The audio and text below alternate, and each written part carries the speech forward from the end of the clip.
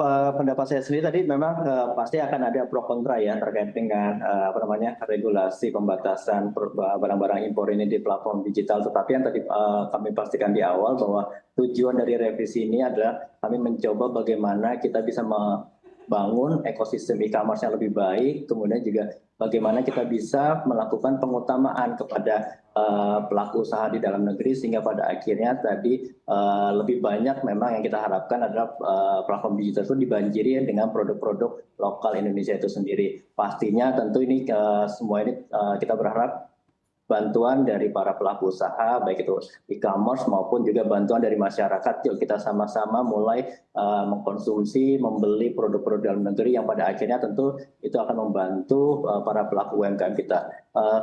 Revisi Permendak 50 itu sendiri sebenarnya hanya sebagai salah satu instrumen yang disiapkan oleh pemerintah untuk membantu para pelaku usaha di dalam negeri itu sendiri. Mungkin kurang lebih seperti itu, Mas. Oke, baik. Tapi memang ujung-ujungnya dukungan begitu ya terhadap UMKM di dalam negeri. Kalau dari Anda, Pak Bima, silakan untuk menanggapinya. Iya, tadi juga sudah disampaikan Pak Rifan. Yang pertama adalah kita harus melihat bagaimana sebenarnya revisi peraturan pemerintah ini bisa menyebabkan hilirisasi, Mas. Jadi bayangkan kalau memang mereka merasa market mereka besar di Indonesia, tapi dengan adanya aturan ini mereka tidak bisa berjualan secara langsung, mungkin mereka akan mempertimbangkan buka pabriknya di Indonesia yang nantinya akan menimbulkan ekosistem di Indonesia, menggait para UMKM Indonesia untuk bekerja sama gitu ya, bahkan bisa masuk ke iklim investasi. Jadi kita harus melihatnya secara gambaran besar. Dan di sini kalau penguatan ekosistem produk lokal, ya kita sebagai Asosiasi Commerce Indonesia, kita berbadan hukum di Indonesia, tentunya kita harus turut kepada aturan yang dibuat pemerintah. Dan Kemendak selama ini selalu menjadi stakeholder penting di mana kita selalu mensosialisasikan aturan-aturan ini kepada masyarakat, khususnya anggota-anggota IDEA. Jadi penguatan ekosistem produk lokal lah yang saya garis bawahi ya Mas di dalam hal ini Mas. Oke, baik. Kami akan kembali ke Pak Rifan. Pak Rifan, Anda dari Kemendak, bentuk sosialisasi terkait revisi Permendak ini seperti apa? Khususnya e-commerce yang mana juga di dalamnya ada direct untuk aktivitas jual beli langsung untuk produk-produk impor.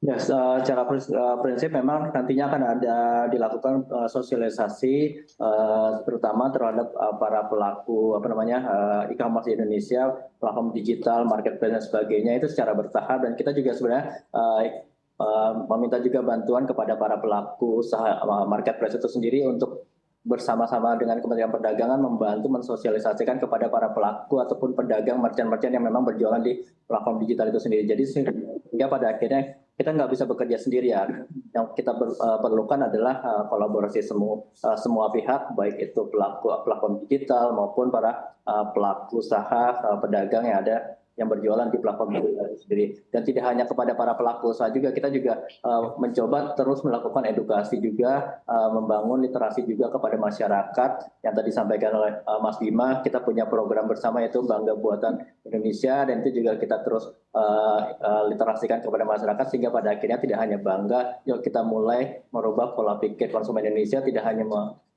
bangga tetapi juga membeli produk-produk dalam negeri itu sendiri. Seperti itu, Mas. Oke, tapi sejauh ini adakah penolakan begitu Pak Rifan terhadap e-commerce yang mana juga sebetulnya tidak setuju dengan revisi Permendak ini? Sebenarnya revisi Permendak 50 ini sudah kita bahas bersama-sama dengan para pelaku pemangku kepentingan terkait, kementerian terkait, kemudian juga dengan para pelaku usaha melalui juga Asosiasi E-commerce Indonesia ini. Ya juga sudah kami bahas. Secara prinsip sih semua sama-sama mendukung. Kita satu visi, kita satu tujuan. Pada prinsipnya adalah revisi Permendak ini tujuannya tadi di awal adalah membangun ekosistem e-commerce yang lebih baik, mengutamakan para pelaku usaha di dalam negeri seperti itu. Oke, baik. Saya akan kembali ke Pak Bima. Pak Bima, Anda bicara terkait dukungan terhadap UMKM lokal. Sebetulnya yang dibutuhkan selain pencegahan predatory pricing begitu ya, dan juga hal-hal terkait dari revisi Permendak ini apa dukungan yang memang diperlukan dari pemerintah khususnya dari Kemendak? Ya tentunya tugas kita bersama adalah mengenalkan produk-produk lokal ini dan membangun brand Mas. bagaimana brand-brand dari produk lokal ini bisa lebih dikenal masyarakat secara umum, sehingga masyarakat itu kalau sudah tahu akhirnya ada inisiasi untuk membeli. Nah, untuk membeli itu, membangun brand itu kan juga dibutuhkan kualitas ya.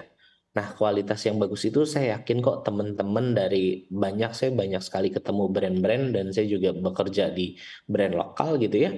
Banyak banget Mas brand-brand lokal yang mumpuni gitu, yang bisa bersaing. Tetapi memang kita juga harus melihat tantangan mereka juga nggak gampang gitu. Dan dari sinilah peran pemerintah bisa hadir di edukasi, sosialisasi gitu ya, dan juga peningkatan kapasitas secara skill mereka, baik itu kapasitas produksi dan lain-lain. Itu mungkin dukungan yang paling dibutuhkan untuk brand-brand lokal untuk bisa bersaing menghadapi pasar digital ini, Mas. Oke, branding produk begitu ya Pak Bima ya. Saya akan kembalikan ke Pak Rifan. Pak Rifan, biasanya branding produk ini membutuhkan biaya yang besar, waktu yang lama. Nah, ini bentuk pendampingannya agar memang brand-brand UMKM lokal tanah air juga jadi begitu ya, bisa dikatakan jadi. Seperti apa kalau dari Kemendak pendampingannya?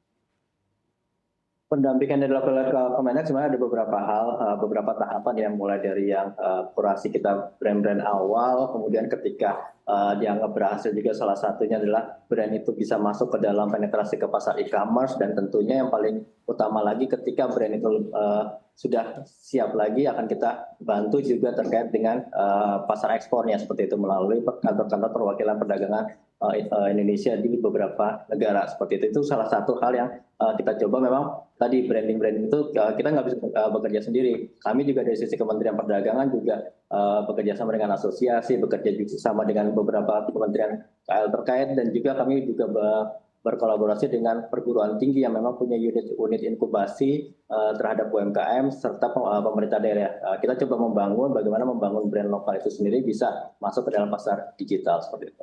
Oke, baik. Nah, ini yang tentunya juga diharapkan begitu ya bagi para pelaku usaha. Tapi andai kita melihat fenomenanya Pak Rifan, ini dari produsen-produsen lokal justru malah memang untuk fokusnya untuk penjualan justru ekspor, tidak di dalam negeri saja. Apakah memang hal ini karena memang nanti demand-nya juga ikut meningkat, ini juga akan merubah begitu atau mendiversifikasi produknya untuk fokusnya di dalam negeri saja?